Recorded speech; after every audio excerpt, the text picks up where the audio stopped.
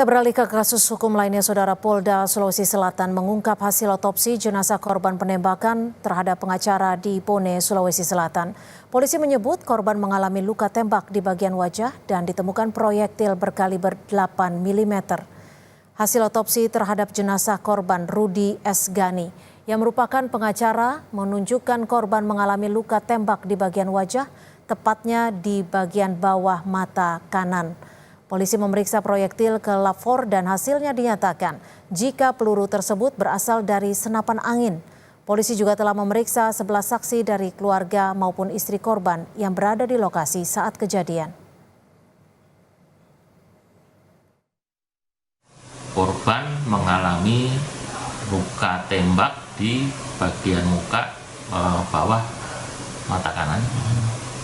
Terus kemudian peluru bersarang di tulang leher. Nah, setelah dikeluarkan, kemudian proyektil dibawa ke lapor. Lapor menyatakan bahwa itu adalah peluru senapan angin, bukan senjata api. Peluru tersebut kalibernya 8 mm. Sekarang masih dalam proses penyidikan dan pengejaran dari pelaku ini. Usai disemayamkan di rumah duka di Kota Makassar, jenazah pengacara yang ditembak di Bone dimakamkan di Pemakaman Umum Galung Boko, Kabupaten Pangkep, Sulawesi Selatan. Jenazah Rudi S. Gani tiba di Pemakaman Umum Galung Boko, Desa Kaba, Kecamatan Minasatene, Kabupaten Pangkep pukul 10.00 WITA. Atas kejadian ini pihak keluarga berharap petugas kepolisian segera mengungkap kasus penembakan dan menangkap pelaku.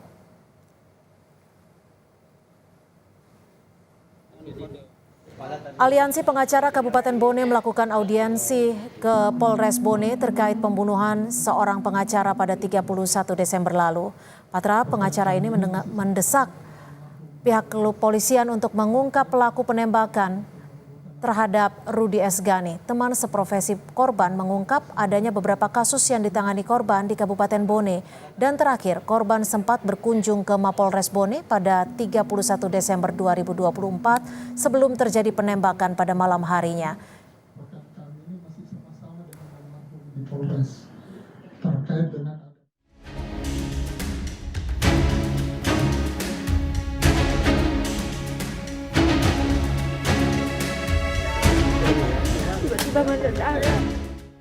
Pengacara asal Kota Makassar, Rudi S. Gani, meninggal dunia usai ditembak orang tak dikenal saat berada di Kabupaten Bone, Sulawesi Selatan.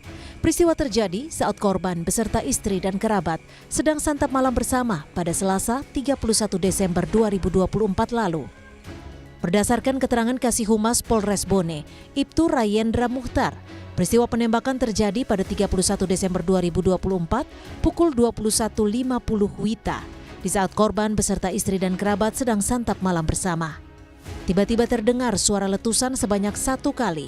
Korban kemudian tergeletak dan mengeluarkan darah dari bagian telinga dan mulut.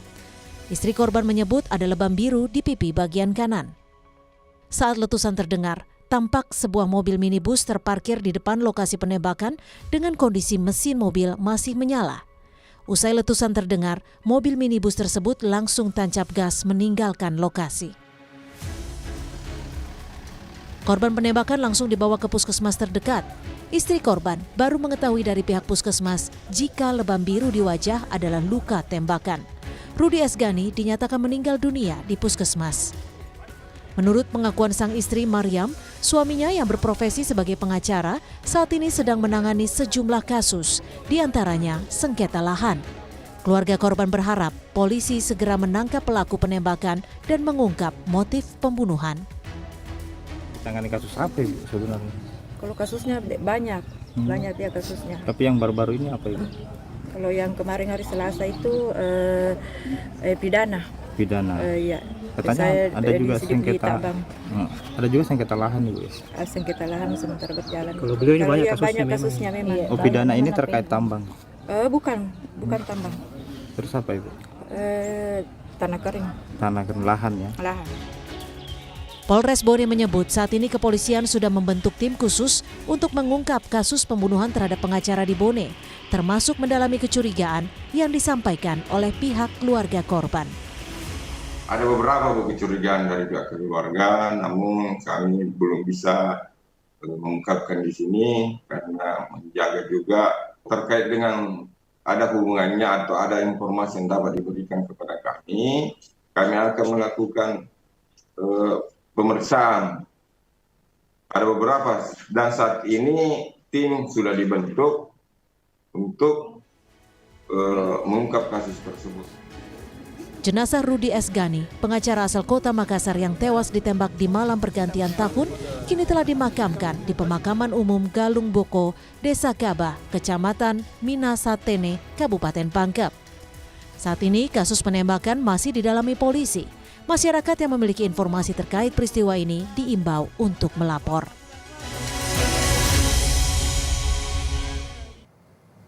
Saudara, polisi saat ini masih memburu pelaku penembakan terhadap seorang pengacara asal kota Makassar yang terjadi di Bone pada malam pergantian tahun, Rudi S. Gani. Dan saat ini sudah bergabung bersama kami di Kompas Petang, istri dari korban, Ibu Mariam. Selamat petang, Ibu Mariam. Iya, selamat petang. Ya, kami dari Kompas TV juga mengucapkan turut berduka cita atas kepergian almarhum Bapak Rudi S. Gani, Ibu. Iya, terima kasih. Ya, Ibu, jika boleh kembali diceritakan seperti apa kronologi atau saat malam pergantian tahun dan juga saat Bapak ditembak oleh orang tak dikenal? Waktu itu Mbak, saya start dari Makassar jam 1:30 malam Selasa sampai di Bone jam 4:30 di rumah kami di Bone di Desa Katukulimpo, Kecamatan Pariaja. Kami sampai di situ istirahat sebentar. Hari Selasa jam 10 saya tinggalkan rumah menuju Kota Bone, langsung ke Polres untuk mendampingi kliennya yang terlapor penyerobotan. Jadi saat tanggal 31 Desember pagi, suami Ibu atau korban itu masih mengurus suatu perkara gitu ya Bu ya? Perkara apa itu Ibu? Betul. Yang kami urus itu perkara pidana penyerobotan lahan. Saat itu bertemu dengan siapa dan saat itu apa yang diurus oleh korban Ibu? Karena kebetulan waktu itu kami sama, karena dimanapun dia pergi sidang kami selalu menemani beliau. Waktu itu kami sama kebetulan klien Bapak atau yang terlapor itu kami lewati rumahnya kalau mau ke Bone. Jadi kami singgah ambil. Jadi saya di mobil menuju Kota Bone berlima. Santap malam bersama kerabat. Itu sekiranya jam berapa Ibu tepatnya peristiwa penembakan terjadi? Betul Mbak. Kami itu mulai habis maghrib kami bakar ikan, mulai makan sekitar jam 9 lewat 40 sekian menit.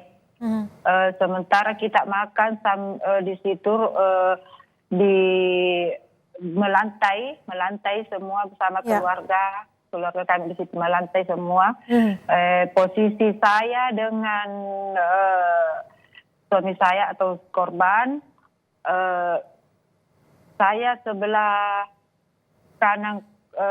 kanan korban ada tukang, karena kebetulan itu kantor di Reno. Terus di samping tukang itu saya menghadap ke pintu depan atau ke jalan.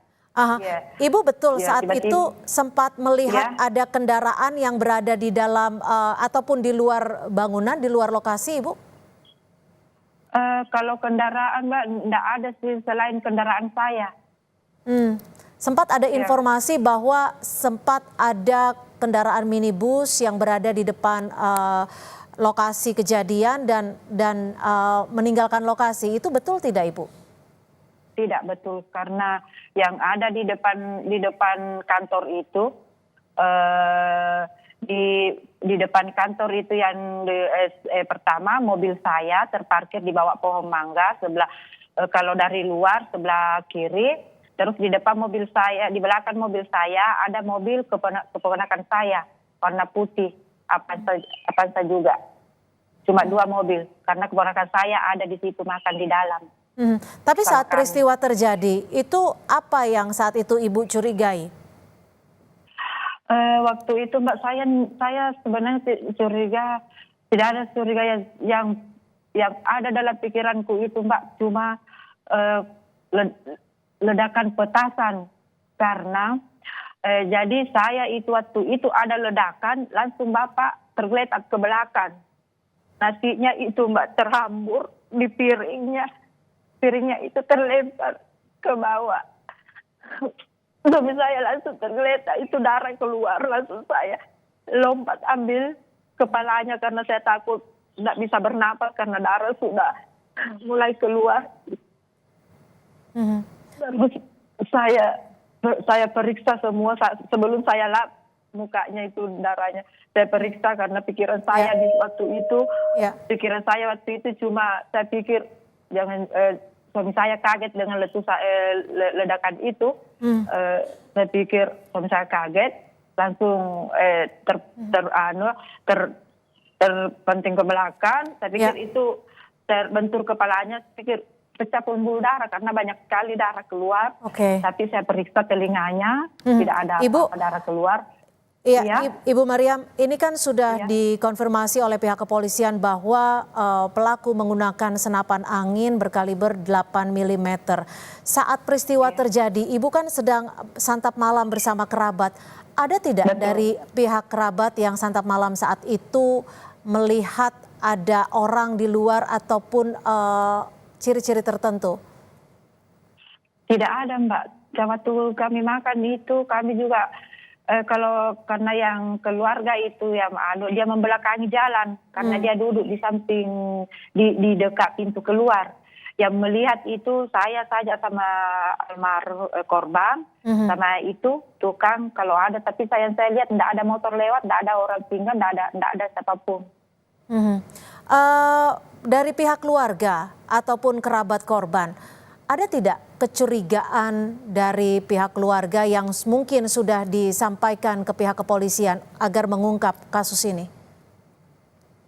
Kalau kecurigaan Mbak, kami belum tahu, cuma waktu ditelepon sama waktu ditanya sama dari pihak kepolisian mengenai kasusnya, cuma kasusnya yang saya sampaikan. Bahwa dia menangani kasus ini, cuma di situ yang kami sampaikan. Ada berapa kasus yang saat ini sedang ditangani Pak Rudi, Ibu? Kalau pidananya ada 3, perdata 1, perceraian 2. Ini untuk kasus-kasus ini sudah sampai di tingkat apa, Ibu? Kalau pidana dulu ya karena 3 pidana. Kalau pidana yang 1 ini kami sudah lama. Tapi kepolisian yang kedua penyerobotan pengerusakan itu sementara berjalan. Berjalan. Iya, ini yang terakhir kami tangani yang baru ini hari Selasa. Baik. Penyerobotan juga kita didampingi yang terlapor. Baik, sekali lagi kami ikut berduka cita atas kepergian dari Pak Rudi Esgani dan semoga polisi segera mengungkap kasus dari penembakan ini. Terima kasih Ibu Mariam sudah berbagi di Kompas Petang. Selamat sore Ibu. Selamat sore.